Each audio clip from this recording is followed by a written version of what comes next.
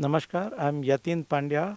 I'm an architect. I'm DLC's Global Design Committee's member from Ahmedabad chapter.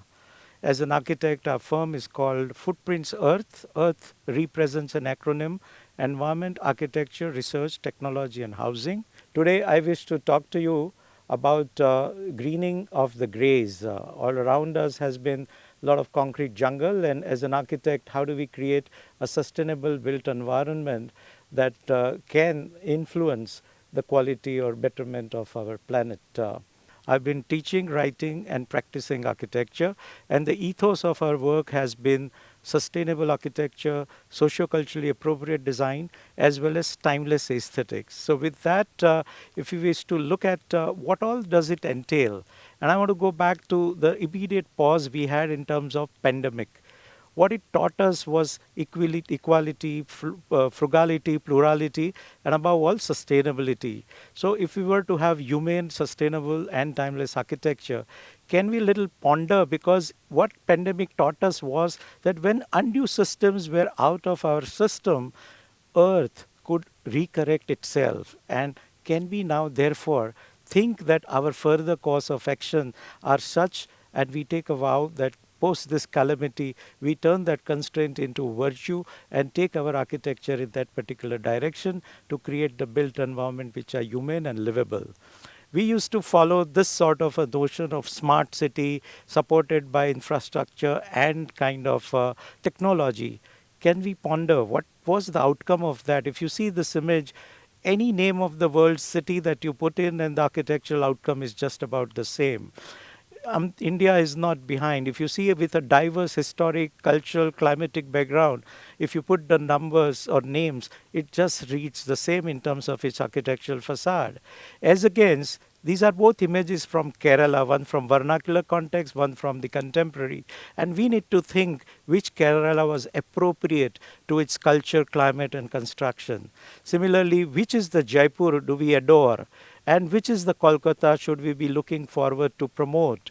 So, with that, if we learn from the pre electricity days wisdom, so traditional or vernacular architecture, the strategies that they employed was first the mass and insulation, both in hot and cold climate that worked. Insulation came with ventilation. If we learn from the traditional wisdom, one of the first principle was mass for insulation. So you could reduce the vagaries from outside coming in.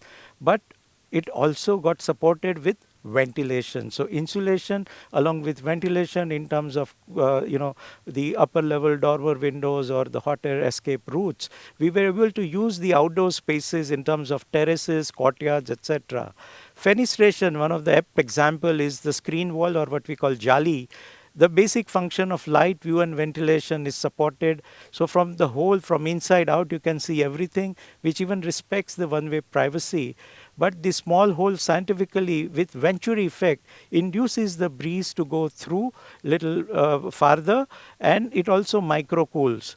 We had this three-part window where top one was for ventilation, middle one was for the view and communication, and the lower one for the breeze. And at your own command, you could permute and combine the kind of combination for your own notion of privacy as well as the climate effectivity.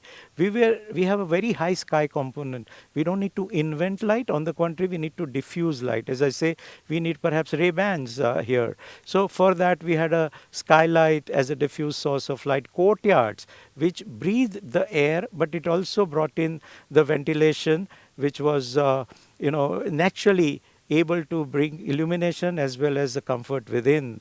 It was a kind of an indoor space but with outdoor features. It used to also collect rainwater from the rooftop. So it was a decentralized strategy of water harvesting. So with all these traditional wisdom, how do we interpret that in present day times, and which is where based on different contexts, this different ethos of from refuse to reduce to recycle to reuse to regenerate all come in play.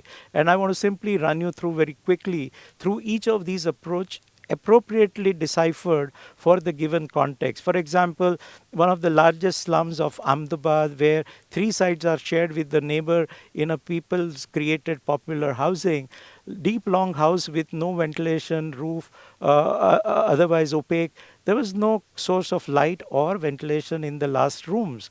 All we did for this NGO was to have a roof as a possible source of light with a dormer window and a translucent dormer. We are able to get both light and ventilation. And with small little intervention of this sort through design, we were able to change the quality of life. What is more miraculous is that after 1 year's post-occupancy study, there has been a recorded saving of minimum of 250 to 300 rupees energy bill saving per month per family, as well as about 1500 rupees increase in the home-based economic activities income growth. Apart from that, the health index and the education index improved. So first was to refuse that in the daytime you don't need to spend energy on artificial light. We should naturally do it for the natural sources. Then reuse. In India, we have many buildings which are dilapidated or they're just lying idle. Can we not put it back to the sympathetic purpose? For example, here one of the urban monument of Le Corbusier here, which was dilapidated like this, and it has been turned around to become one of the first city museums of the country. So we translated that, abandoned place or a kind of isolated or a dilapidated case into a possible and positive use, adaptive reuse. Then reduce. This is just an example of a typical office interiors that we do in a given commercial context. We can't change much, but with simple common sense principle, we were able to use natural light, optimize that, everybody getting the view, idea of view and ventilation as far as possible through natural means, and it was able to reduce more than 50% of electricity consumption post its installation. Redefine. How do we translate some of these ethos into contemporary times? Here is an example of a standalone residence which uses the similar principles in terms of natural finishes, maintenance-free exterior, local material palette, microclimate through water and vegetation. You have cavity wall construction for insulation. You have upper level slits for ventilation, courtyard, the kind of local stones, no artificial lights on a daytime basis. As you see, it's a skylight. Even in a kitchen which escapes the smell, the heat, as well as it gets the full illumination. It's a formal drawing room with its own courtyard kind of extension. So natural ventilation and even the dynamics of light, which could do creative resolutions as the sun moves, the shadows move too. And of course, there's no denial to present day know-how and technology. From a standalone building to a kind of a commercial urban sort of a monolith. So this is idea of respond. Why does building have to have similar elevation on all sides where orientation of the sun is not the same? So as you see here, there are different kinds of strategies for light ventilation adapted so that naturally it does not unduly induce the heat within. So you have northeast as a lattice for the kind of natural ventilation along the stair shaft. South one has a small jali, again the idea of those apertures as a ventilating and view or a glare free illumination. And southwest where you have a kind of a contradiction that you have breeze coming from southwest, but southwest is also bad for the sun. So how do you reconcile that opposition? And vertical louvre is one way, and it is also added with tree plantation, etc. Recycle.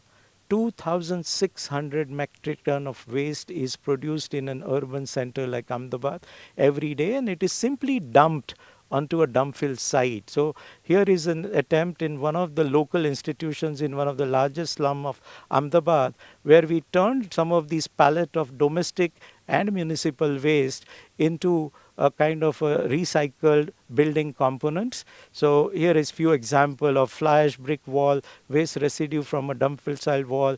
You have a soil block with 5% cement. You have a crate wood as a partition, and even the plastic bottle. Nobody gives you 5 paisa for a empty water bottle, but here the local widows singing bhajans at their home with thumb pressure could fill that bottle with an inert material, earned few meals equivalent of livelihood, and yet it produced out of a waste brick like element into 2 rupee worth of material.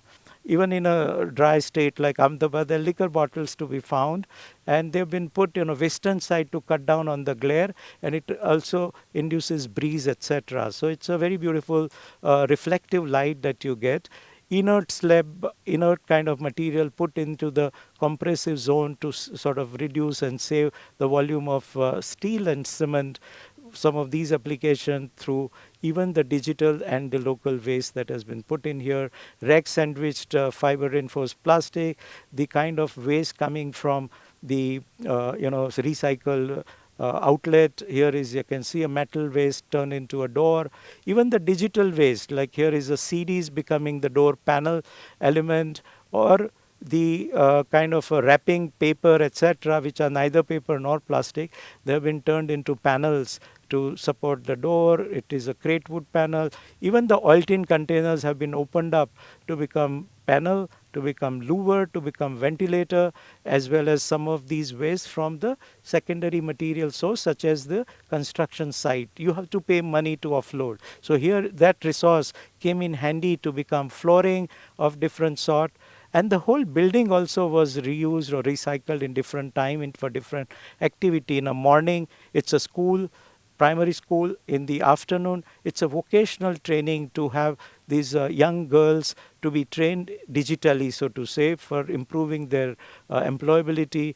Throughout the day, it's a crash also where the local nannies earn livelihood to look after the children when both parents go out to work. And the whole place becomes a community center to celebrate festivities as well as some health camp, etc. together. Reinterpret, how do we understand these principles and apply it in present times? This is an institute where right from the planning concept, like a checkered board, so that outdoor area like courtyard become a living spaces, so you don't have to overbuild. We planted the trees before even the first brick was laid, so it becomes a renewable resource that you can generate by the time building comes up. And this cut and fill idea, so the soil was dug from some part and put on the other, which did not allow for any import or export of tons of soil otherwise practiced. And from where soil was dug, it became a naturally insulated place with earth burming. Even learning from the traditional vernacular houses, where the houses project outwardly as it goes up. So when sun is overhead in the extreme time of the day, it casts entire facade into the shade. And then, of course, the barrier free aspects, etc., and multiple use of space, as you can see. And that is how this institute, it has harvested 2.2 million liter of water. No drop of water goes out. So rainwater harvesting as well as wastewater treatment. So all this is possible having learned from the context around us. The idea of restore, this is a settlement level example. Post earthquake, we had a massive earthquake in 2001 where so many thousands of people were devastated. But what we saw in the most remote village of the desert in Kutch, called Ludia, where there were these traditional earth created round circular homes with the thatched conical roof, they had withstood the vagary of as harsh as earthquake. So we learned from those principles. We sat with the villagers and did the entire participatory rehabilitation, because it was for them and they were suddenly uprooted.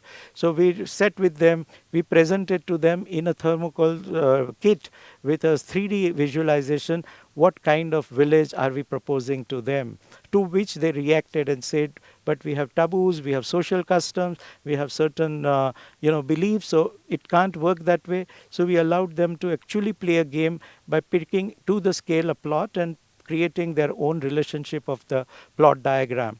Then model would not, that was taken to the site to understand orientation as a simulation to understand what we were proposing or what they were trying to get. But that would not give the idea of scale, the model. So we actually pegged 1-to-1 scale in the plot, the whole plot perimeter, and then they got not only convinced, they approved of it, and they belonged in the kind of notion that this is our home. So that sense of belonging brought them to, in fact, give their own talent of creating their own house. We used the local material, clay, with 10 youth, kind of with the manually pressed RAM, created 3,000 blocks in every day. They earned livelihood to do their own house. They were building their own home, so they would do the best they can.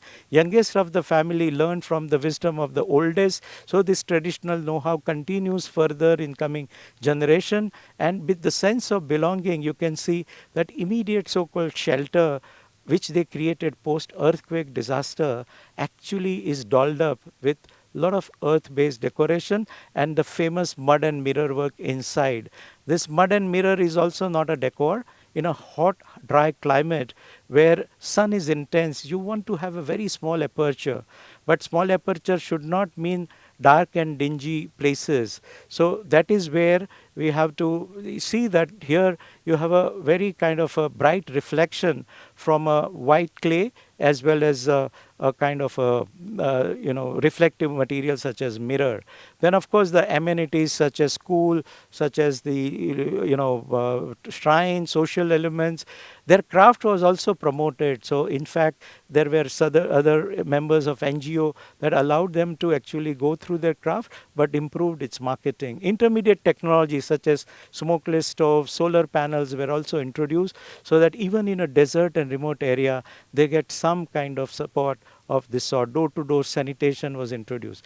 And the most magical part was that from where the soil was dug up to create a kind of soil block became just in a desert with 3 inches of rainfall, sort of reservoir, and with clay strata it held the water, and just with that water what was unheard of, there is a whole agriculture there. So whole ecology of the place has changed, and with water now there are all celebrations, etc. And you can see that this had been cited by World Bank Award, and after 10 years we were asked to look at, and people have continued their tradition but created that built environment which is very comfortable, and it kind of picks up on that. And finally the idea of regenerate, this is also a memorial which only is created by 5 basic elements: the earth, the vegetation, the light, that is sun, water, etc. This is reproductive vegetation with herbal and the value, and the whole space making has been through this basic element.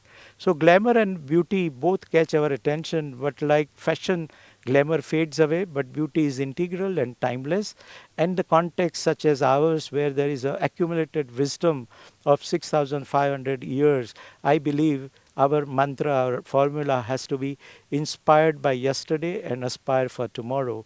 Through design, we can empower to improve the quality of life, but to do so, rather than giving Gandhian currency the value, we might have to make Gandhian value itself the currency.